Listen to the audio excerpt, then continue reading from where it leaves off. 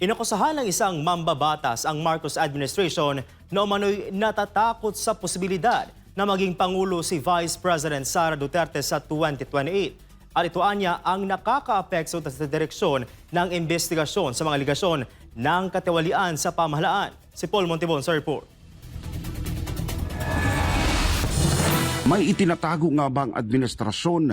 Ito ang mabigat na pahayag ni House Deputy Minority Leader Edgar Erice na nagsabing tila nangangamba umano ang kampo ni Pangulong Bongbong Marcos Jr. sa posibilidad na maging Pangulo si Vice President Sara Duterte sa 2028. Kaya umano handang isakripisyo ang katotohanan. Ayon kay Erice, ang tinutukoy na katotohanan ay kaugnay ng mga aligasyon ng malawakang katiwalian sa kaban ng bayan, kabilang ang mga proyektong nagkakahalaga ng bilyon-bilyong piso na umano'y nasayang at hindi napapakinabangan. Dagdag pa ng mambabatas, makikita ito sa anyay kawalan ng malinaw na direksyon sa investigasyon sa mga hinihinalang anomalya sa flood control projects na kasalukuyang tinatalakay sa Senado, partikular na sa pagdinig ng Blue Ribbon Committee.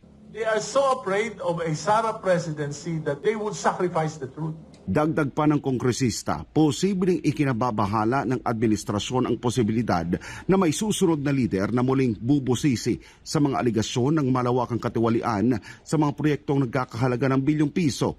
Sa gitna nito, nagbabala rin si Erice sa posibilidad na magamit umano ang usapin ng charter change bilang exit plan ng administrasyon matapos ang 2028. Anong magiging exit plan ng Marcos administration after 2020? Whoever will be the president, hindi sila sigurado na hindi sila ipro-prosecute. Hindi aalamin yung katotohanan at pinagtatakpan ngayon. At ang kinakatakot ko, baka mag-isip sila na to extend themselves to perpetuate into power para hindi managot dito sa mga nangyayaring ito. Kaya nga makita nyo, payag na si Senate President Tito Soto ng pagpapalit ng konstitusyon. And even Congressman Puno is espousing a CONCON. Alam na natin na hindi na pwede ang CONCON. Bakit? Gagawa ka ng batas. Pagkatapos sa paggagawa mo ng batas, mag-i-elect ka ng mga delegado. Gagawin nila yung proposed constitution, tapos magkakaroon ng plebisito. So anong option? Tanda ko lang, sabihin, di na kaya ng CONCON, kaya kailangan CONAS. Pagka CONAS, sinong magpapalit ng konstitusyon? Mga congressman, yung senador.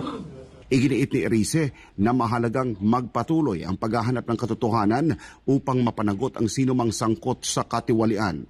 Kaya nga, mahalaga na tuloy-tuloy yung paghahanap ng katotohanan para maiwasan yung mga consequences ng pagbabaliwala sa katotohanan. Samantala, wala pang opisyal na tugon ang Malacanang sa naturang mga paratang. Para sa Diyos at sa Pilipinas kung mahal, nag-uulat Paul Montibon, SMNI News.